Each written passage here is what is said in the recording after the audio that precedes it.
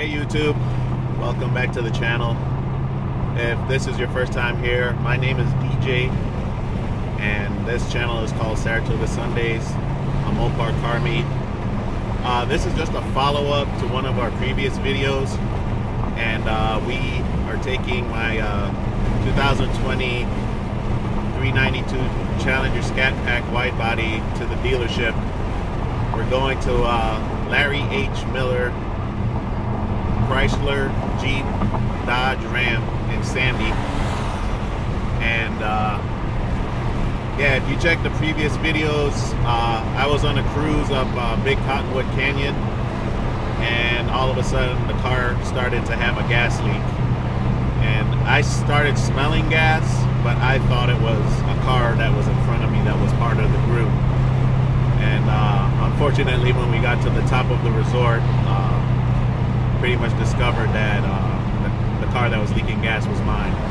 I was able to get the car home, the gas leak stopped, but right now, today, we're going to find out what happened.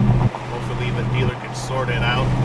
I have a suspicion, from Googling, that it could be the evap gas canister or leak detection canister. I'm not sure if it's the same part, but from the pictures I see online, it looks like the same part, but we'll sort that out also at the dealership. And if you have not done so already, please like and subscribe to our channel. We got good stuff. You can check out the previous videos and be up to date on what our channel is really about. It's really about a car meet for Mopar enthusiasts, but we'll venture off every now and then and do little things like this.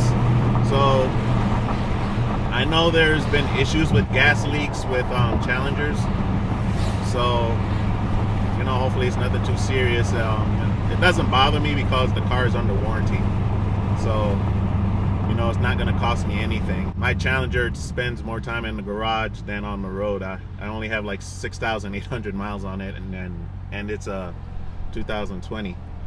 So yeah, when we were up on the cruise to Big Cottonwood Canyon, when we got to the top and the leak was detected, it was dripping from the rear tire. And from my little research, on Google, the evap canister is in that area. So my hunch is that's the issue. And I got my better half following me to the dealership to drop this off. I don't plan on waiting for it, but if it's not gonna take long, maybe I will. But right after, we're gonna grab breakfast, and we're gonna head to the Pancake House in Sandy. Now, if you like bacon, Pancake House is not endorsing me or paying me to say this, but they have pretty much the best bacon I've ever tasted. It's really good. Yeah, so we're not too far away from the dealership, and I almost made a mistake. I was low on gas, and I was gonna go and fill up the car, but then I said, well, what if they have to drop the gas tank? And that's gonna be more of a burden on them to empty out the tank and then drop it. So yeah, right now we're pretty low. We're just above empty on the gas tank, so this should work out pretty good. So as soon as I get inside, I have to go talk to a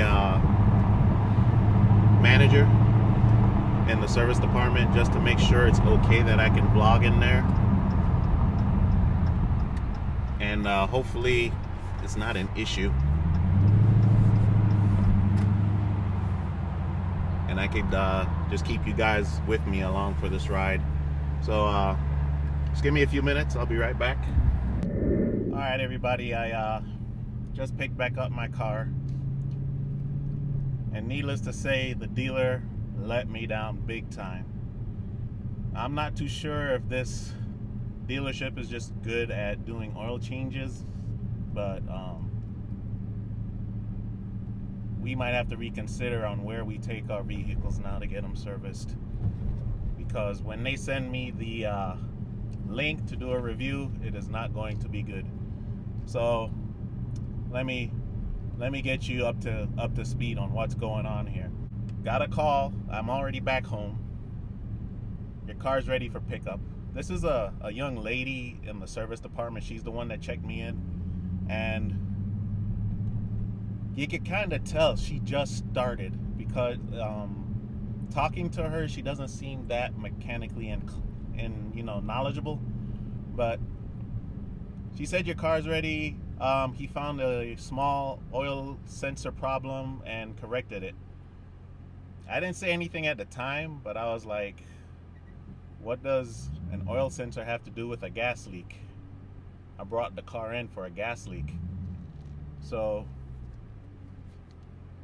I said to myself, when I get there, I'll talk to her and, we'll figure out what's going on, because I don't want to try to hash this out over the phone. In person to me would be better. So I get there, I get to her booth, and she said, hey, because she remembered me. I dropped off the car earlier, and I got the paperwork on what happened, what got fixed, and I asked her, I say, hey, I brought this car in for a gas leak, not an oil leak. And I'm reading the paper, and the mechanic says he found a small leak from a oil pressure sensor. And I said, that has nothing to do with gas. It's two separate things. And she couldn't really answer the question. So I asked if I could speak to the mechanic that worked on the car. So she said, hold on, I'll get a hold of him. That took a while before he could come out to the service area.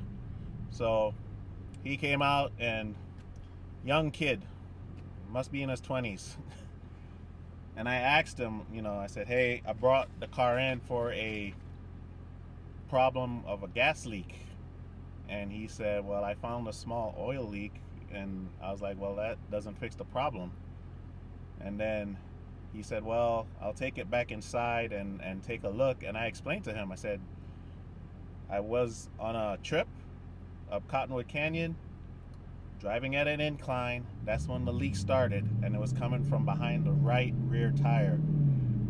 You need to take the tire off and pull the inner lining in there to really see probably where the leak is coming from. But I have a suspicion that it's the evap canister. Okay, so he said okay, and he took the car back around inside the garage, and I went back to the young lady that checked me in, and I said, can you pull up my appointment, because I want to see what was the reason I brought the car here today. And she pulled it up, and right there in the description was rear gas leak. So I don't know why this young man was looking for an oil leak. Anyway, he comes back around with the car and said he found no leak. And I said, okay, did you take off the right rear tire and pull the inner lining and look up in there? He said no. He flashed the light up there. At this point, I'm really frustrated, and I'm trying to, not lose it. So, I said, I explained to you that the leak was coming from right here, right behind my rear tire, and that you needed to take off the tire, take off the inner lining, and look up in there. I have a suspicion it's the evap canister, because the evap canister has some kind of countermeasure weight in it. It could have gotten stuck. It could be dirty. Who knows? That might not even be it. It might be another issue. But the issue was the leak was coming from behind that tire. And he said he can find a leak. He flashed the light up there. And what I need to do is, when the leak happens again, bring the car back. I'm here trying to prevent the car catching on fire, and he's telling me to bring it back when it's leaking gas. And I'm totally frustrated at this point. I am flabbergasted that the dealership has employees working there that do not know what they're doing. They really don't.